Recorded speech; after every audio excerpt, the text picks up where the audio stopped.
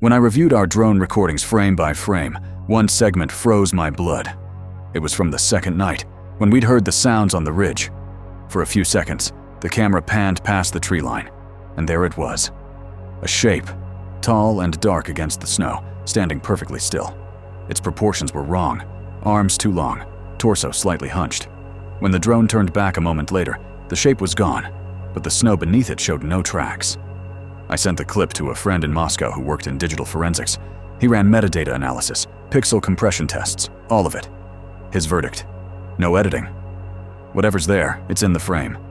Then, quietly, don't send this anywhere else. 2 days later, he called again, panicked. He said someone had accessed his workstation remotely, files wiped, camera activated. "You need to stop talking about this," he hissed before the line cut off. I never heard from him again. A month later, an anonymous email landed in my inbox. No message body, just a link. It led to a declassified document, dated 1961, marked Soversheno Sekretno, top secret. The title translated to anomalous entities observed in northern Ural range. Most of it was redacted, but one section remained. An incident logged by Soviet geologists describing bipedal tracks of exceptional length and depth, accompanied by low-frequency vocalizations recorded at 4:17 a.m. They'd attached spectrograms, visual fingerprints of sound. Out of curiosity, I sent the images to an acoustic engineer. He compared them with known animal calls: bear, elk, wolf. None matched. The frequency fell between 19 and 21 hertz, barely audible to humans, but enough to trigger unease, nausea, dread. "That's infrasound," he said. "The kind elephants use. Or earthquakes." He paused. Whatever made that sound, it wanted to be felt, not heard. I couldn't sleep after that. Every night I replayed Yuri's words, Elena's scream, that symbol carved in ice. Rationality became a language I couldn't speak anymore. So I went back. It was late autumn when I returned to the Urals, this time alone. The forest had shed its color, branches skeletal against the fog. I followed the Lazva River north, guided by coordinates from the declassified report. The GPS led me to a clearing littered with stones, stacked deliberately like primitive cairns. Each bore the same symbol, 2 dots above a stick figure. I set up camp, recorded audio, photographed everything. As night fell, the forest exhaled, the kind of silence that feels sentient. Around midnight, my thermal camera picked up movement, something massive crossing behind the cairns. I stepped out, heart hammering so hard I could hear it in my ears. For a moment, the mist parted, and there it was. 7, maybe 8 feet tall, matted with frost, hair blending into bark and snow. Its shoulders rolled forward as it walked, but its eyes, amber, reflective, like molten resin, locked onto mine. Not aggression, not fear. Recognition. It exhaled a plume of vapor, almost a sigh. Then, in the stillness, came a low vibration, more felt than heard, resonating in my ribs. It wasn't language, but it carried weight. Something ancient, mournful. The ground seemed to hum beneath me. I couldn't move, couldn't even raise the camera. The creature tilted its head slightly, like it was studying me, then turned toward the ridge and vanished into fog as if the forest had swallowed it whole. When I finally stumbled back to camp, my watch had stopped. My recording equipment, dead. The air smelled metallic, like ozone after lightning. By dawn, the cairns were gone. Back home, the photos from that night refused to open. Corrupted data. Only one survived. A blurred shot of the fog, faint light reflections forming 2 small orbs above a dark line, the same shape as the symbol. I showed it to a colleague at the university. She stared for a long time, then said softly, "Do you know what happens when a culture buries its myths? They stop being stories. They become hungry." She believed what I'd seen wasn't a monster, but a remnant, something caught between the human and the wild, echoing through time. For months, I avoided the mountains, avoided talking about it. But curiosity is a disease, and memory is the fever. So when a hunter from the Mansai village of Vijay contacted me saying he'd seen a tall man with snow-white fur walking by the frozen river, I knew I'd go again. He claimed it left no prints, but the trees along the riverbank leaned outward, as though something massive had brushed past. When I asked if he was afraid, he said, "We do not fear the Menk. We fear when he stops singing." That night, I realized something chilling.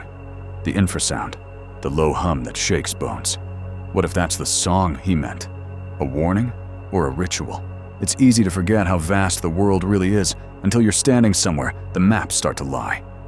Up there, in the frozen silence of the Ural Mountains, even the wind feels older than memory. I didn't come here for legends or for ghosts. I came because people disappeared, and the only word survivors could ever agree on was creature. In 1959, 9 hikers vanished on the eastern slope of Kholat Syakhl, Mountain of the Dead. Their names, their faces, you can still find in old Soviet files. What you won't find are the things whispered by the rescuers once the cameras were gone. Broken tents ripped from within, bare footprints in snow thick enough to swallow sound, chests crushed as if by enormous pressure, no external wounds. The official report blamed an unknown compelling force. To most, that meant an avalanche. To those who were there, it meant something else. Decades later, I met one of those rescuers, an old man named Yuri, who lived alone outside Sverdlovsk. His voice trembled like old film as he told me. It wasn't the mountain.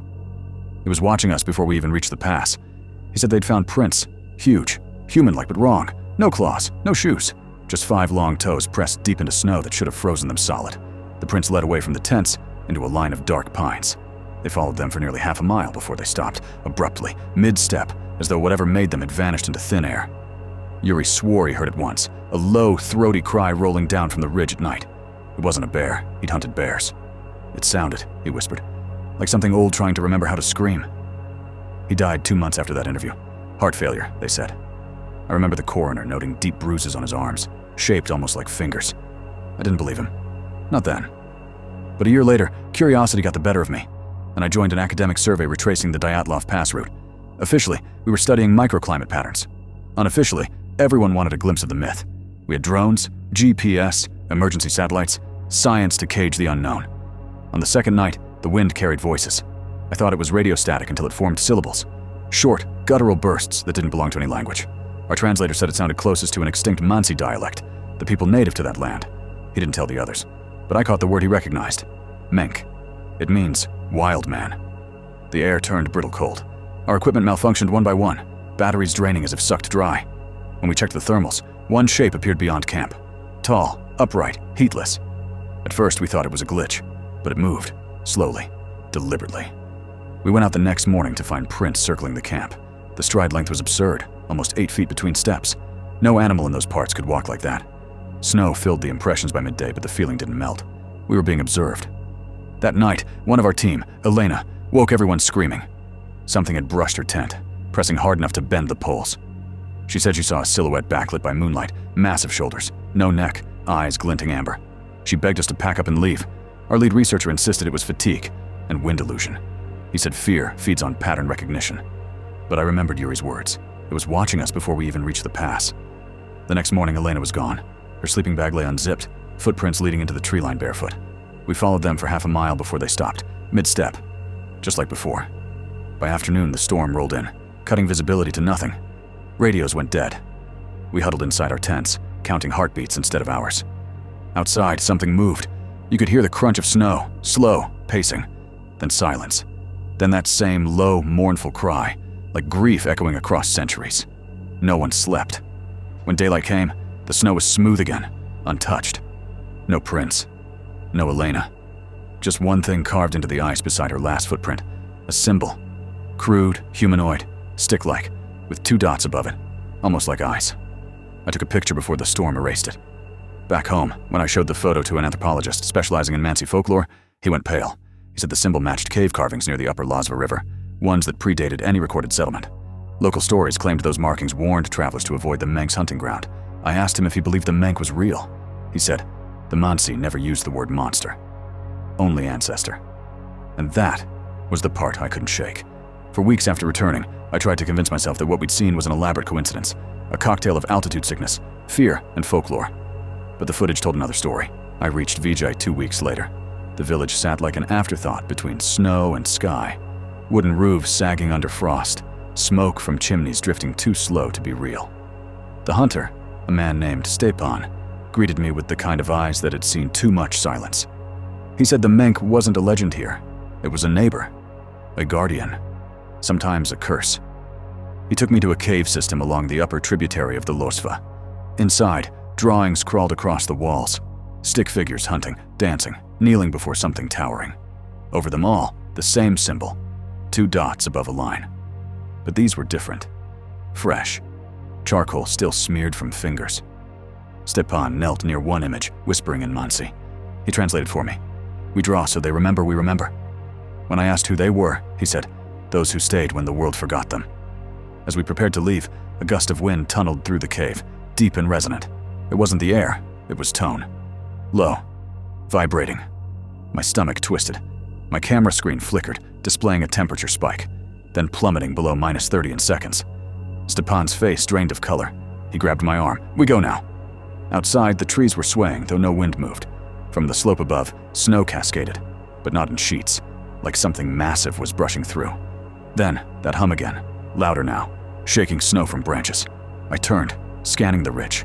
Nothing visible. Only the sound. Alive. Pulsing.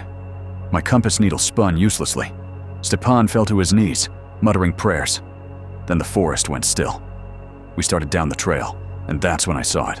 A shape between the pines, matching our pace. Each time I stopped, it stopped. When I raised my flashlight, 2 amber reflections blinked back. Not hostile, observing. Stepan whispered, "Don't run. If you fear it, you call it." The path narrowed by a frozen stream. The hum faded into a strange calm. I could almost believe we'd imagined it all, until the ice beneath us groaned, low and drawn out, like breath exhaling under glass. I looked down. The frozen surface wasn't solid. Between opaque layers of ice, something shifted. A dark outline, huge, human-shaped, drifting below the surface, watching us from beneath. Stepan pulled me away, shouting words I didn't understand. The shadow beneath the ice turned and slid deeper into the current. The ice sealed behind it, leaving only stillness. We ran until the lights of Vijay flickered through the snow. Inside his cabin, Stepan poured vodka without speaking. Finally, he said, "You asked what happens when he stops singing. That's when the mountain listens. I didn't sleep that night." The hum had stopped. The silence felt heavier than sound. When I left the next morning, Stepan refused payment. "Just tell them he's not a monster," he said. "Tell them he remembers us." I promised I would. But truth has a way of warping on the way down. Weeks later, back in the city, I reviewed the footage from that night. The video played fine until the moment the ice cracked, then static. A frozen frame. 2 small glowing orbs suspended over a white expanse. I slowed it down frame by frame. For one single image, the outline emerged. A face, too wide, too human, pressed against the ice from below. The timestamp on the file wasn't from the night of the encounter. It read 1959-02-02, the exact date the Dyatlov group died. I sent copies of the footage to 2 colleagues. Both said it was impossible, that metadata can't self-alter backward in time. But one of them, a sound engineer, noticed something else. Buried in the audio waveform was a frequency spike at 20 Hz, the same hum recorded by the Soviet team decades earlier. He isolated it, boosted it. Through the static, faintly, there was rhythm, like syllables, a language of vibration. He claimed it formed a pattern. 3 pulses, pause, 2 pulses, pause, repeating. I ran it through a signal decoder. The binary translation spelled one word: remember. That night, as I sat alone in my apartment, the air felt thicker. My phone flickered, the lights dimmed, and somewhere deep beneath the hum of the city, I felt that vibration again. Slow, deliberate, ancient. The sound wasn't coming from the speakers. It was coming from the floor. I haven't gone back to the mountains since. But sometimes, when the wind shifts just right and the night feels heavier than it should, I swear I hear that same tone bleeding through the quiet. Something vast, moving beneath the skin of the world, humming not in warning, but in memory. Maybe the Mansi were right. Maybe the Menk was never lost. Maybe it's waiting for us to remember first. And maybe, when it finally stops singing, the mountain will listen again.